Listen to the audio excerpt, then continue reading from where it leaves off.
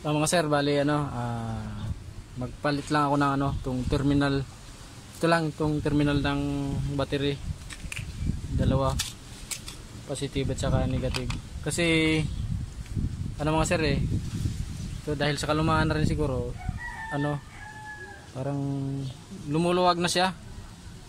Lumuluwag sa katagalan nakailang higpit na ako, kaya pagka ginagamit ko katagalan lumuluwag din siya. Higpit ako lagi ng terminal ng battery. Ito. Yan, okay. Ito yung ipapalit ko. Ewan ko kung matibay din to. I-testing ko lang to. Nakita ko to sa hardware mga sir testingin ko. Ito yung tornilyo dito. Kaso katagalan kasi lumuluwag nag-slide siya dito. Kaya ginawa ko nga mga sir, nilagyan ko ng ganito dagdag dyan para sumikip. Kaso lumuluwag pa rin katagalan Kaya papalitan ko na siya nito para sakto. Yan. Pag nahigpitan yan dito, yan, masikip na yan. Pag nahigpitan yan dito. Yan. Gagawin ko nito mga sir, putulin ko to. Yan. Bago ito butas niya, kasi malaki yung tornilyo dito. Lalakihan ko yung butas niya. Ito gagamitan ko ng pang retrieve mga sir yan. Ito yung gamitin ko pang butas, pang laki nitong butas. Tsaka itong positive palitan ko din yan. Dalawa yan, pares yan binili ko. Puputulan ko muna ito mga sir, papakita ko na sa inyo mamaya pag naputulan ko na. So mga sir, ito na napalitan ko na yung ito tawag nito, yung sa battery terminal ng sasakyan, yung clamp niya napalitan ko na. Yung luma kasi itong terminal na to, paikot lang yan dyan tapos nakatornilyo. Ito yung parang ganito mga sir. Ito yung sa positive mga sir, hindi ko pa napalitan. Yan. Sa positive. Yung sa negative pa lang napalitan ko. Yan, paikot kasi yan mga sir Yan, pag ganyan siya. Kaso katagalan kasi lumuluwag. Yung negative ang lumuluwag mga sir, katagalan. Pero yung sa positive naman hindi. Matibay pa nga sa positive matigas. Yung sa negative ang lumuluwag katagalan. Yan.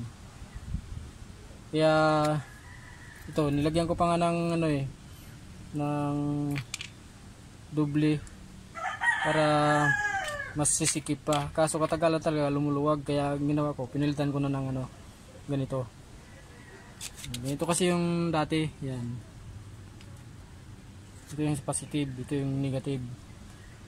Yung positive papalitan ko rin mga sir. Ito meron pang isa Yung ginawa ko mga sir, pinutol ko lang yan.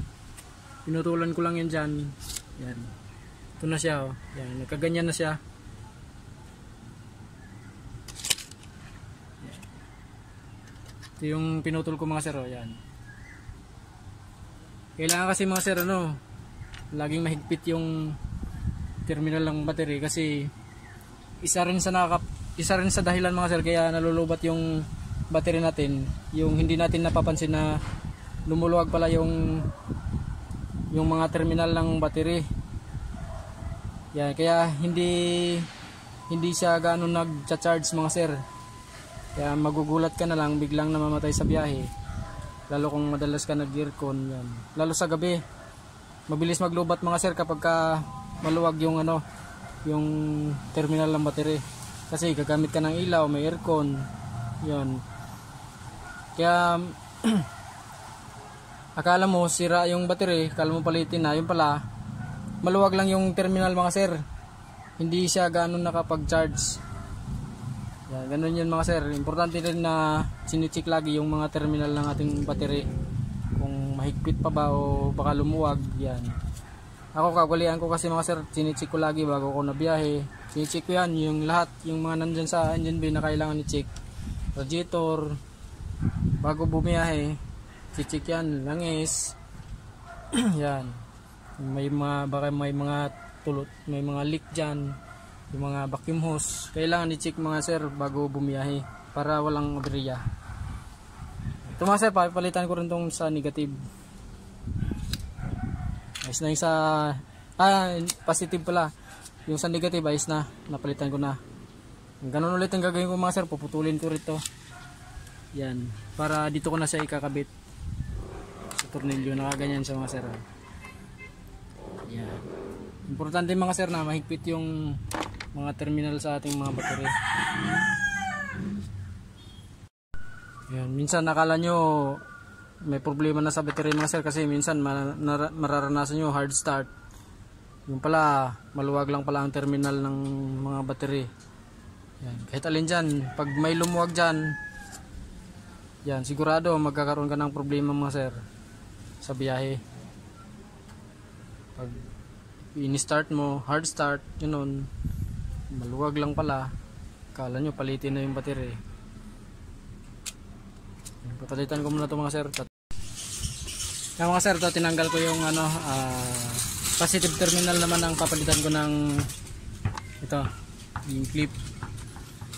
Bali ito mga sir, yung ganito pinutol ko dito para sa positive kasi inisip ko baka tumama dito sa hood pag sinara yung hood. Masyado kasing mahaba to. Yan.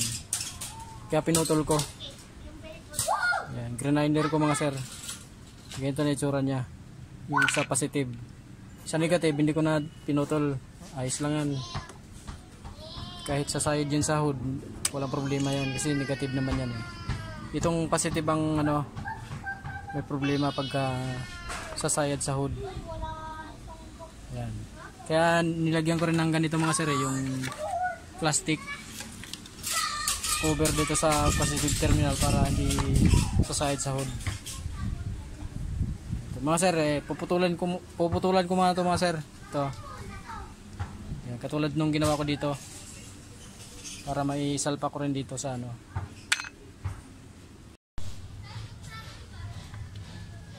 Yung mga sir, bali ito. Itong butas ng dito sa terminal ng positive, lalakihan ko gamit ito. So, may pangano ako mga sir Itong pang retrieve mga sir. Ito yung gagamitin ko pang laki ng butas nito. Kasi maliit masyado. Maliit kasi yung tornilyo nito mga sir. Yung dating nakakabit dito. Yung tornilyo dito malaki. Ito, hindi kasi kasya dito kaya lalakihan ko tong butas ito.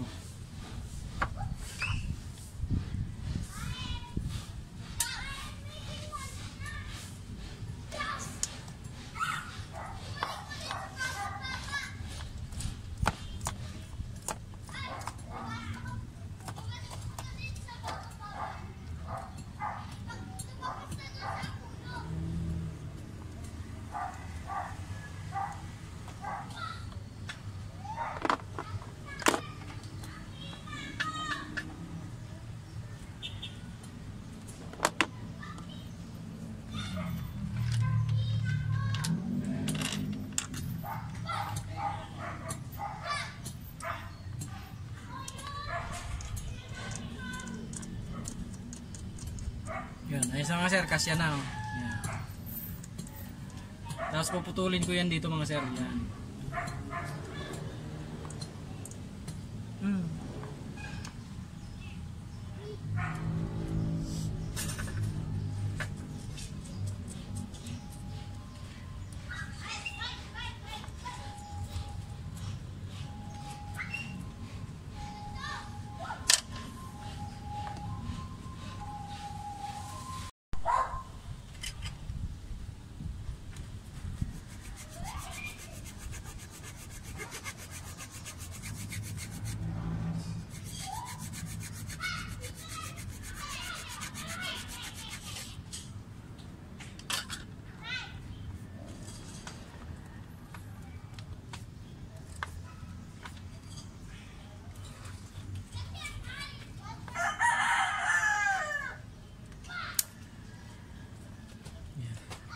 Lambot lang naman siyang putulin mga sir kasi tanso lang naman siya eh.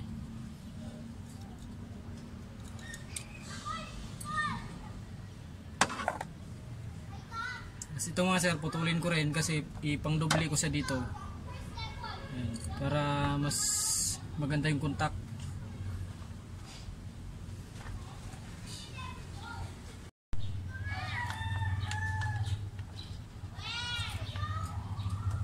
Ito na mga sir, na putulan ko na. Ito na naputol ko na rin yung ano, pang-doble ko dito sa ano, para mas maganda yung kapit. Ito kasi yan mga sir.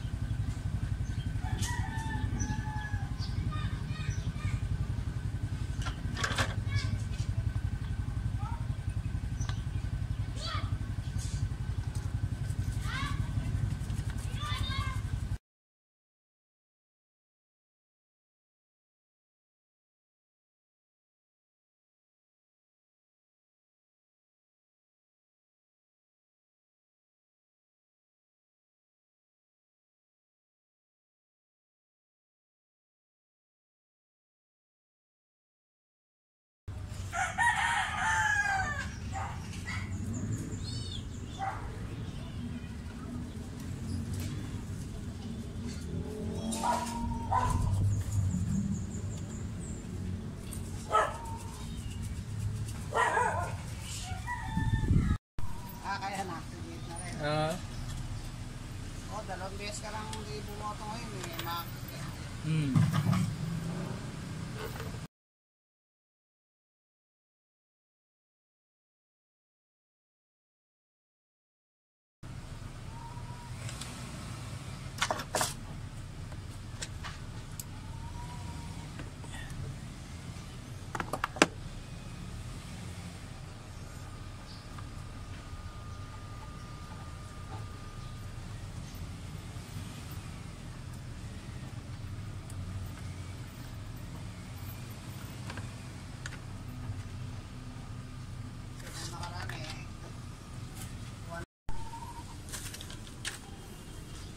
Yung mga sir, ayos na, kabit ko na mga sir yung sa positive. Yan. Ayos na. Ibabalik ko na lang mga sir yung itong plastic para protection yan mga sir, para di sumayad sa ano. Panigurado lang.